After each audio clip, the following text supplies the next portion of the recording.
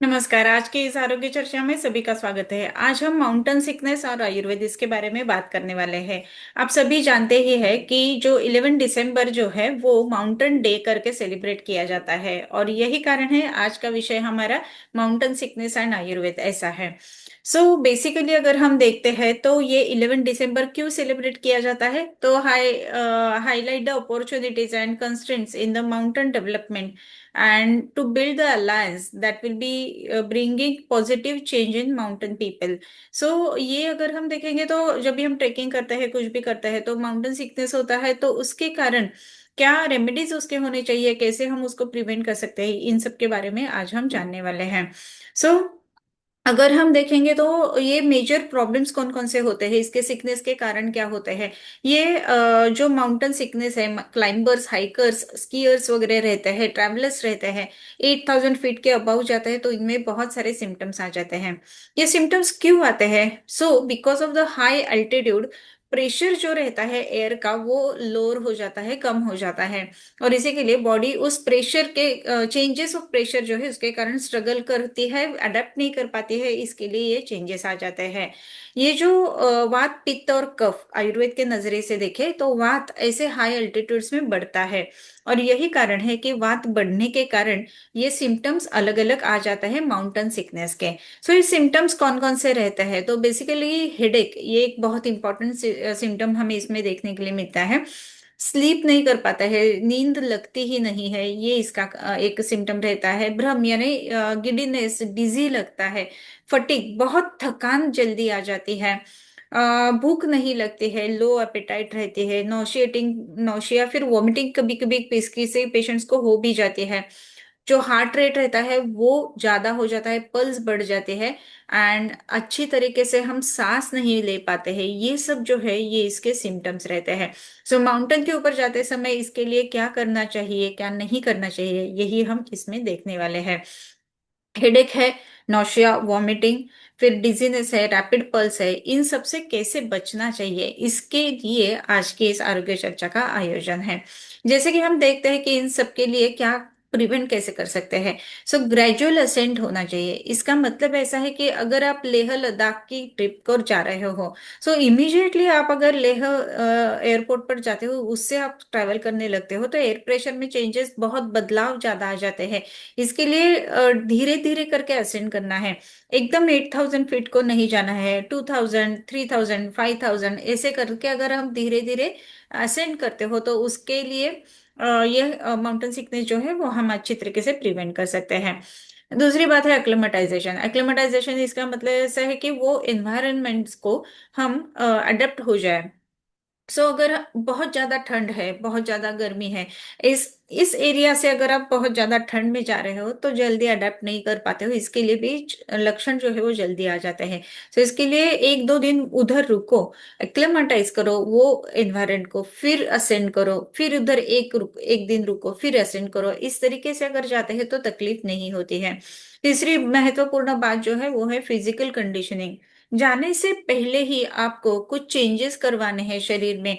इसके लिए आपका जो रेगुलर वर्कआउट है वो इम्पोर्टेंट है, प्राणायाम है वो इम्पोर्टेंट है। ये अगर पहले से बॉडी कंडीशनिंग आप करके जाते हो तो फिर तकलीफ कम होती है और फिर ये हम प्रिवेंट कर सकते हैं। उसके अलावा और क्या क्या कर सकते हैं, तो उसमें अगर हम बेसिकली देखेंगे तो ड्यूरिंग ट्रैवल क्या क्या करना है। स्टे हाइड्रेटेड, बहुत अच्छी तरीके से पानी आपको पीना है, ये एक बात ध्यान में रखना है। सो ट्रैवल में पानी पीना भूल जाते हैं तो ज्यादा तकलीफें बढ़ जाती है। Properly sip by sip water लेना चाहिए। ओवर एक्सर्शन जो है वो अवॉइड करना चाहिए। ओवर एक्सर्शन इसका मतलब क्या है कि हम ट्रैवल तो करते हैं, दूर जाना है, ट्रेकिंग करना है, अननेसेसरी भागना, दौड़ना, कूदना ये करना नहीं है।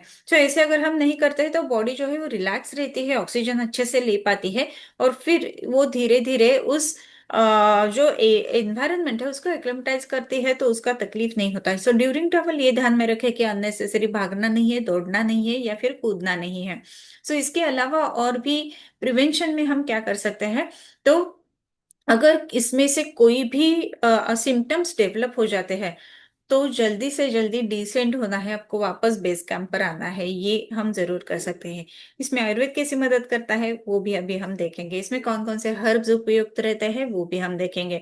इसमें अगर बेसिकली देखा जाए तो अश्वगंधा काफी कारगर रहती है, कि जो ऑक्सीजन यूटिलाइजेशन में बहुत महत्वपूर्ण काम करते हैं। हाई एल्टीट्यूड में जो स्ट्रेस रहता है ऑक्सीजन के ऊपर, वो इससे बहुत कम आने में मदद हो जाती है।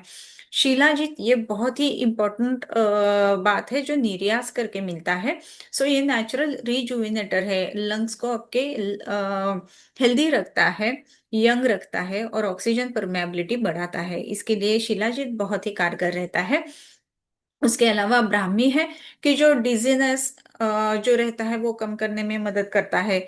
फटीग नहीं आते हैं ब्राह्मी अगर आप रेगुलरली बिफोर हाइकिंग अगर लेते हो तो। इसके अलावा पिप्पली करके एक मेडिसिन रहता है, वो भी बहुत ही कारगर रहता है। ये रेस्पिरेटरी हेल्थ आपकी इंप्रूव करता है, जो आपके लंग्स है उसमें जो ऑक्सीजन परमेबिलिटी है वो बढ़ाने के लिए पिप्पली बहुत महत्वपूर्ण रहते हैं। वर्धमान पिप्पली रसायन, चौसष्टी पिप्पली रसायन, इस तरीके से इस पिप्पली के रसायन पद्धति से भी सेवन किया जाता है, सो दैट लंग की कैपेसिटी आपकी अच्छी रहे। तो इसके लिए ये बहुत अच्छी तरीके से हर्ब है पिप्पली नाम का, कि जो इसमें बहुत ही यूजफुल रहता है। उसके अलावा अगर हम देखेंगे तो गुडुचि एक करके मेडिसिन रहता है, ये पित्त को बैलेंस करने में बहुत कारगर रहते हैं। तो इसके कारण नौशिया वॉमिटिंग जो होता है because of the mountain sickness वो नहीं होता है। इसके लिए गुडुचि भी इसमें बहुत ही कारगर रहती है। गुडुचि के अलावा और भी बहुत सारे मेडिसिन है कि जो बहुत ही उपयुक्त रहते हैं। बहुत सारे मेडिसिन से एक साथ मिला के एक अवलेह पद्धति से च्यवनप्राश करके बनाया जाता है। ये च्यवनप्राश अगर आप हाइकिंग से पहले 1 महीना डेली अगर कंज्यूम करते हो तो लंग कैपेसिटी बढ़ती है, आपका इम्यून सिस्टम मॉड्यूलेट हो जाती है। उसके अलावा च्यवनप्राश लेने के कारण ताकत बढ़ जाती है और ऑक्सीजन परमेबिलिटी जो लंग की है वो भी बढ़ जाती है। इसके लिए च्यवनप्राश लेना बहुत ही हितकर रहता है। लेकिन उस दिन पर लेके एक ही दिन में उसका परिणाम नहीं आएगा। At least you have to take chyawanprash 1 month before going to hiking and trekking. So ये इंपॉर्टेंट बात है। सो डाइटरी रिकमेंडेशंस क्या क्या है? Consume warm and easily digestible food, ये बहुत इंपॉर्टेंट है। गर्म अगर खाना लेंगे तो हाई एल्टीट्यूड पर वो बहुत अच्छे तरीके से हजम हो जाता है, ठंडा खाना हजम जल्दी नहीं होता है। जो कोल्ड है, ड्राई है, जो खाने में पचने में बहुत ही कठिन रहता है, ऐसा खाना नहीं करता है, क्योंकि वो कफ को विकृत कर देता है। जिंजर टी, वार्म वाटर ऐसे लेना है आपको, सो दैट वो नौशिया वगैरह जो है वो रिड्यूस करने में मदद कर देता है। लाइफस्टाइल सजेशन अगर हम देखेंगे इसमें तो वात एग्रीवेट होता है because of hiking, trekking and high altitude. तो इसी के लिए वात विकृति दूर करने वाला खाना आपको लेना है। ओवर एक्सर्शन नहीं करना है, और प्राणायाम जैसे कि ब्रीदिंग एक्सरसाइज है, योगा है, मेडिटेशन है, ये करना है। हाइड्रेशन तो इम्पोर्टेंट है ही, और उसके अलावा आप स्टिम इनहेलेशंस भी बहुत अच्छे तरीके से कर सकते हैं।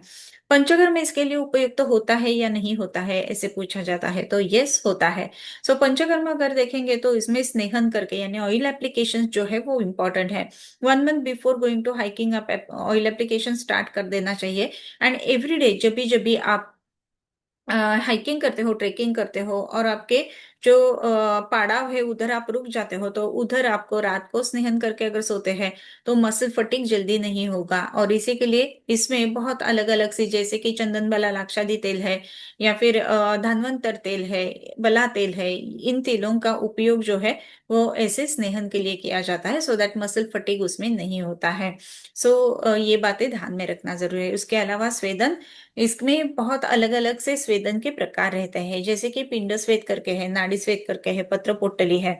बिफोर गोइंग टू हाइकिंग आप जरूर कोई भी आयुर्वेदिक क्लिनिक में जाके स्नेहन और स्वेदन करते हो तो मसल आपके बन जाएंगे, मसल मास भी बढ़ जाता है उसके कारण। और मसल अगर अच्छे हैं तो उसके कारण मसल फटीग नहीं रहता है। सो स्नेहन स्वेदन इंपॉर्टेंट है। और अगर आप ड्यूरिंग ट्रैवल हो, हाइकिंग कर रहे हो, तो रात को ऑयल एप्लीकेशन के बाद में हॉट वाटर बैग या फिर इलेक्ट्रिक पैड भी आप यूज कर सकते हो स्वेदन के लिए, सो दैट मसल फटीग नहीं होगा। और उसके साथ में ही आपको क्रैम्प्स वगैरह भी नहीं आएंगे। इसके लिए स्नेहन स्वेदन काफी कारगर रहता है ऐसे केसेस में। उसके अलावा और भी पंचकर्म कुछ रहते हैं, जैसे कि बस्ती है और नस्य है। इन दोनों का प्रयोग भी जाने से पहले करना जरूरी है। इस तरीके से अगर आपको माउंटेन्स बहुत ज्यादा अच्छे लगते हैं और आपको हाइकिंग ट्रेकिंग बहुत पसंद है, तो आयुर्वेद इसमें जरूर मदद कर सकता है। माउंटेन्स जो रहते हैं वो हमारे शान रहते हैं, ऐसे हम बोलते हैं। इनको मिलने से पहले थोड़ी सी तैयारी करके अगर आप करते हो तो माउंटेन सिकनेस नहीं होगा। और इसी के लिए ये अवेयरनेस क्रिएट करने के लिए आज का वीडियो, कंसल्ट करके ही मेडिसिन लेना चाहिए, ये तो डिस्क्लेमर भूलना नहीं है। नमस्ते।